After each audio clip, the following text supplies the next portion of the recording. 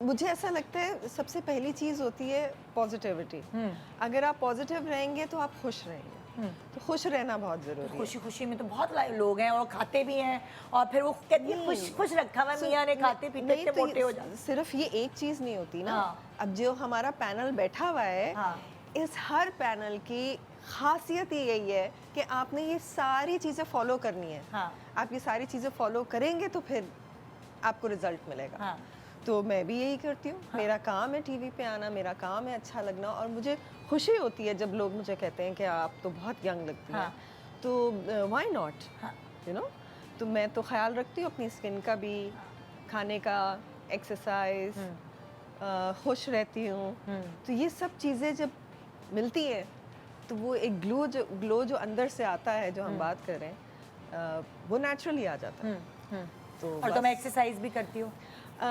बिल्कुल, मैं जिम जाती हूँ, लेकिन आजकल थोड़ा सा मेरा स्केड्यूल आउट हुआ हुआ है बिकॉज मेरी शूट्स नॉन स्टॉप चल रही थी, तो मैं नहीं जा पा रही। लेकिन ऑन एंड ऑफ जाती ऑन एंड हो। ऑफ मैं बिल्कुल जाती हूँ। हाँ। और बल्कि दोनों मियाँ बीवी जाते हम दोनों अक्सर साथ ही जाते हैं। और मतलब हमने तो हसन की ट्रांसफॉर्मेशन देखी है। हाँ। कि वो जब तुमसे मंगनी हुई थी तो वो उसका ओवरवेट था, और अब उसके शादी के बाद तो कुछ ऐसा ही प्यार हुआ कि वो मतलब कि वो हिला जुला नहीं। शादी से पहले ही वेट लूज कर लिया। हाँ। शादी से पहले कोई 1 साल, मतलब वो इतना डेडिकेटेड था कि वो अक्सर, मैं उसको कहती थी चलो मैं आज फ्री हूँ, आज मिल लें, तो कहता था नहीं नहीं मेरा अभी जिम का टाइम है। ओहो। और वो 2 घंटे वो जिम में लगाता था, और अपनी डाइट का ख्याल रखना, कोई एक्स्ट्रा कोई अनहेल्दी चीज़ नहीं खाना। तो उसने बहुत मेहनत की है। और दूसरी बात ये कि हसन में टेंडेंसी है वेट गेन होने की, तो इसलिए उसको थ्रू आउट उसने अपना लाइफस्टाइल ही ऐसा बनाया है कि उसको ज़रूरत है। मेरे में इतनी टेंडेंसी नहीं है, तो मैं कभी कभार डंडियाँ मार लेती हूँ, खा लेती हूँ चीज़ें। लेकिन हसन की बॉडी टाइप इस तरह की है कि उसको एवरी कंट्रोल रखना पड़ता है। अच्छा, ये भी एक तरह का अल्लाह की तरफ से वो होता है, ब्लेसिंग होती है कि आपकी टेंडेंसी नहीं है। तो बहुत सारी ख़वातीन जो दुबली पतली होती हैं, जिनकी काठी कहते हैं ऐसी होती है, तो वो कम उम्र लगती है कुछ किए बगैर भी, अपना ख्याल रखे बगैर भी। ऐसा है? ऐसा है, पर अभी जो है वो काफ़ी हैं ऐसी जो आ रही हैं वेट गेन के लिए और to develop muscle mass. Because ये होता है कि निदा कुछ अरसे में अगर देखें, ये सिर्फ पतले होने की बात नहीं है। It is about your posture, आपके शोल्डर्स।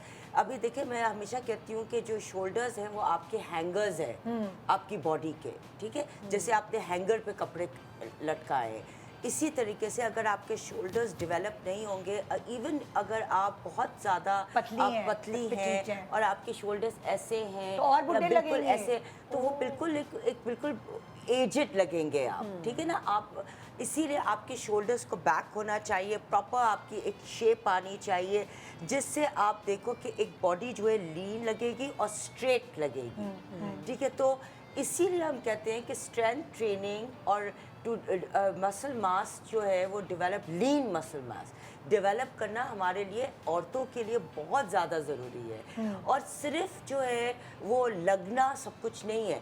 जब आप एक्सरसाइज करते हो तो निदा आपको पता है अच्छी फील होता है कि जैसे एक्सरसाइज के बाद मैं इसको भी देखती हूँ, निदा के शक्ल पे ग्लो आ जाता है। कल भी सब औरतें इससे पूछ रही थी कि क्या किया है तुमने, तुम्हारे मुंह पे इतना ग्लो आया, although she was not wearing any makeup और anything. So like after workout आपके पास एक naturally, because blood circulation increase हो जाती है, और कोलेजन प्रोडक्शन, जो हम कोलेजन पाउडर्स भी खा रहे होते हैं हर वक्त अपने अंदर, वो भी इतने यूज़फुल नहीं है। वो किस हद तक जाके वो एक फैड है, ठीक है। इसके साथ आपको विटामिन सी लेनी पड़ती है, और ज़्यादा और चीज़ें, एंटीऑक्सीडेंट्स लेने पड़ते हैं। पर जो नेचुरली आप फूड खाते हो और जो आप बर्न कर रहे होते हो, बर्निंग देखो सिर्फ फूड खा के उधर ही पड़ा हुआ है। जब आपके सिस्टम में जाएगा नहीं, आपकी ब्लड सर्कुलेशन होगी नहीं, आपका हार्ट पंप नहीं करेगा, तो वो राइट ऑर्गन्स पे जाएगा कैसे?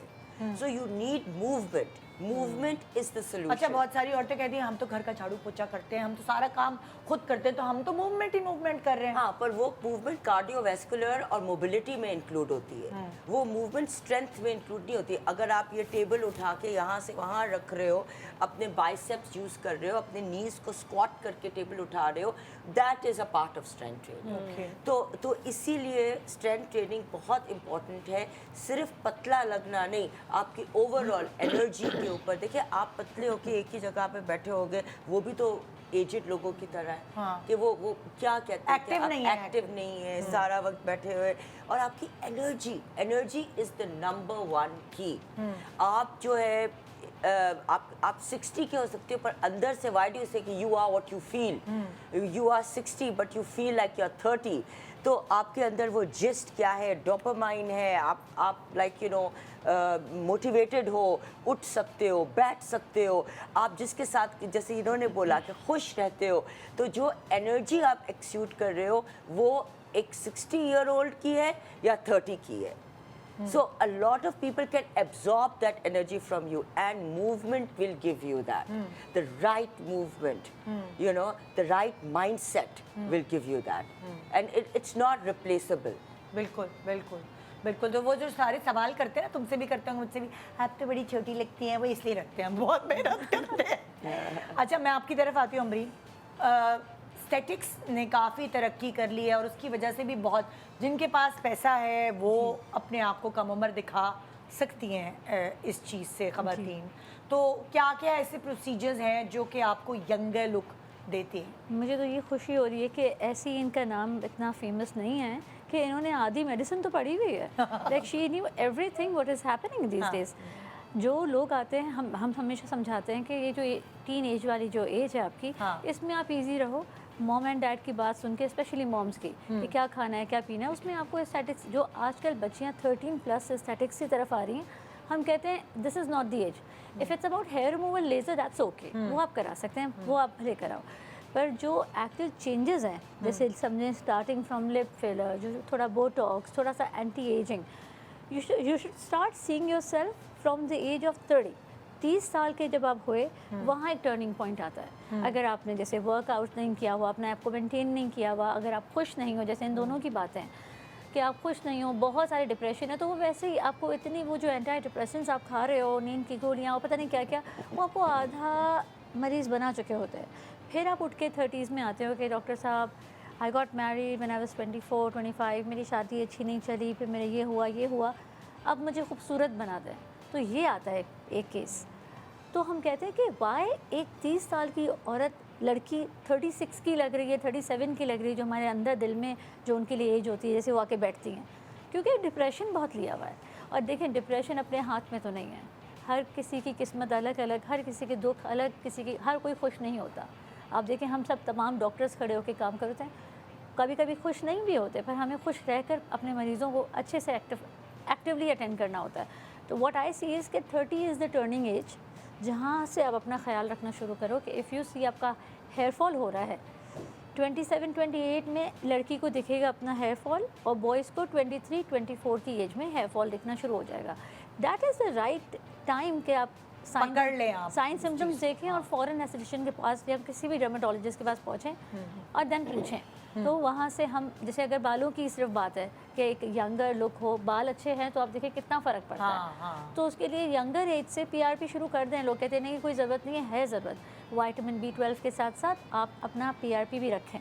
और रही बात जो आप ये वो ख़तरनाक वाली बातें पूछ रहे हो ना कि यंग कैसे लगना है, उसके लिए सारा इंजेक्टेबल है। अच्छा,